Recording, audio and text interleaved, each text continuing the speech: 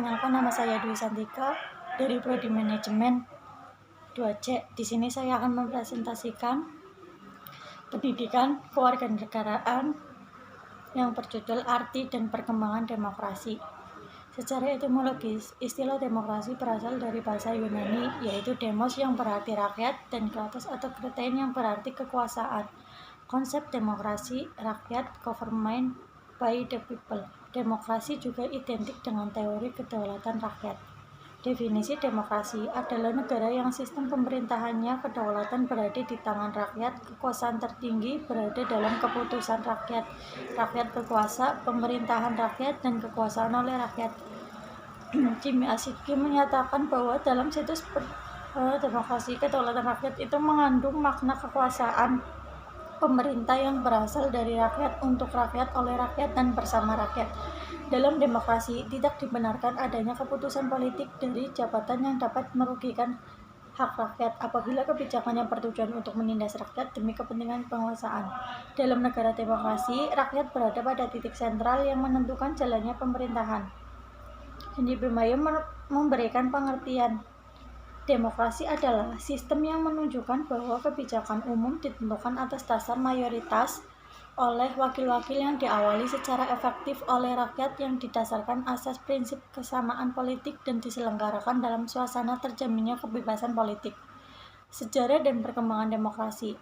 Konsep demokrasi semula lahir dan pemikiran mengenai hubungan negara dan hukum di Yunani kuno dan dipraktikkan dalam hidup bernegara antara abad ke-4 sebelum Masehi sampai abad ke-6 Masehi. Demokrasi yang dilaksanakan pada waktu itu ialah demokrasi yang secara langsung, yaitu seluruh warga langsung terlibat dalam pengambilan keputusan. Hal tersebut dikarenakan pada waktu itu negara kota sangat sederhana. Selain itu, ketentuan-ketentuan demokrasi hanyalah berlaku bagi warga negara yang resmi dan hanya sebagian kecil dari seluruh penduduk. Gagasan demokrasi lenyap setelah bangsa Romawi dikalahkan oleh suku Eropa Barat. Masyarakat Eropa Barat pada abad pertengahan 600-1400 Masehi didirikan oleh struktur sosial yang feodal, kehidupan sosial dan spiritual yang dikuasai oleh paus dan pejabat-pejabat agama. Pada abad pertengahan lahir dokumen Magna Carta, yaitu piagam bebas, yang berarti perjanjian antara beberapa bangsawan dengan Raja John di Inggris bahwa raja mengakui dan menjamin beberapa hak dan adu prinsip. Dalam Magna Carta ada dua, yaitu satu, kekuasaan raja harus dibatasi, dua, HAM lebih penting daripada kedaulatan raja. Demokrasi mulai didirikan kembali pada zaman Renaissance pada abad ke-14 dan puncaknya yaitu abad ke-15 sampai abad ke-16. Renaissance adalah aliran yang menghidupkan kembali minat pada sastra dan budaya Yunani kuno. Masa Renaissance adalah masa ketika orang mematahkan semua ikatan yang ada dan menggantikan dengan kebebasan bertindak yang seluas-luasnya sepanjang sesuai dengan yang dipikirkan. Peristiwa lainnya yang mendorong timbulnya demokrasi adalah terjadinya reformasi dan revolusi agama terjadi di Eropa Barat pada abad ke-16 yang pada mulanya menunjukkan sebagian pergerakan perbaikan dalam gereja Katolik, tetapi kemudian berkembang menjadi asas-asas Protestantisme. Reformasi dimulai di gereja Wittenberg pada tanggal 30 Oktober tahun 1517 yang dimotori oleh Martin Luther. Adapun bentuk-bentuk dari demokrasi yaitu satu, demokrasi secara langsung dan demokrasi secara tidak langsung. Torres melihat demokrasi dari dua aspek, yaitu aspek formal demokrasi dan substansi demokrasi. Formal demokrasi menunjukkan pada demokrasi dalam arti sistem pemerintahan, misalnya sistem pemerintahan parlementer atau sistem pemerintahan presidensial. Substansif demokrasi yaitu bagaimana proses demokrasi itu dilakukan, misalnya melalui pemilihan umum secara langsung atau perwakilan. Adapun perkembangan dari demokrasi Indonesia yaitu ada 4 periode. Satu periode pada tahun 1945 sampai 1959.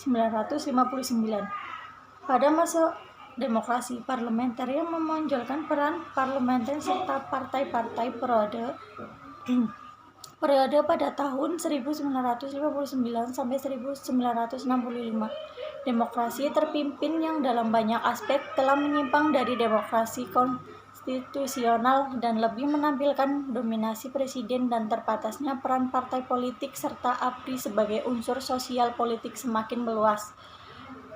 Periode pada tahun 1966 sampai 1908. Masa demokrasi Pancasila di era Orde Baru yang merupakan demokrasi konstitusional yang menunjukkan sistem presidensial. 1965. Demokrasi terpimpin yang dalam banyak aspek telah menyimpang dari demokrasi konstitusional dan lebih menampilkan dominasi presiden dan terbatasnya peran partai politik serta ABRI sebagai unsur sosial politik semakin meluas. Periode pada tahun 1966 sampai 1908. Masa demokrasi Pancasila di era Orde Baru yang merupakan demokrasi konstitusional yang menunjukkan sistem presidensial. Periode 1999 sampai sekarang masa demokrasi Pancasila.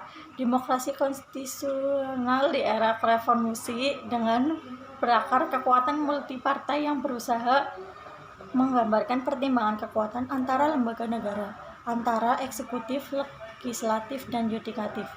Dalam UUD NKRI tahun 1945 tidak penyambutan kata demokrasi secara eksplisit atau tersurat.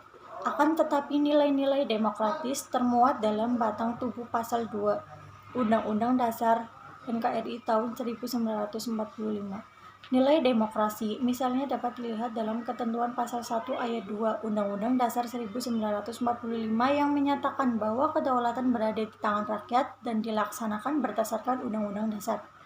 Selain itu, nilai-nilai juga dapat dilihat dari ketentuan pemilihan umum dalam pasal 22 Undang-Undang Dasar 1945 yang berdasarkan luberjurti serta pemilihan kepala daerah secara demokratis. Secara umum, di dalam sistem pemerintahan demokratis senantiasa mengandung unsur yang paling penting yaitu keterlibatan warga negara dan pembuatan keputusan konsisten. Tingkat kebersamaan tertentu antara warga negara, suatu sistem perwakilan, suatu sistem kekuasaan mayoritas. Adapun struktur dari ketatanegaraan sebelum perubahan Undang-Undang Dasar 1945, yaitu MPR yang terdiri dari Mahkamah Agung, TPA, Presiden, DPR, dan BPK. Ada juga lembaga-lembaga dalam sistem ketatanegaraan menurut Undang-Undang Dasar Negara Republik Indonesia tahun 1945, yaitu BPK, Presiden, DPR, MPR, DPD, MK, MA, dan KY. Sekian presentasi dari saya. Saya akhiri. Wassalamualaikum warahmatullahi wabarakatuh.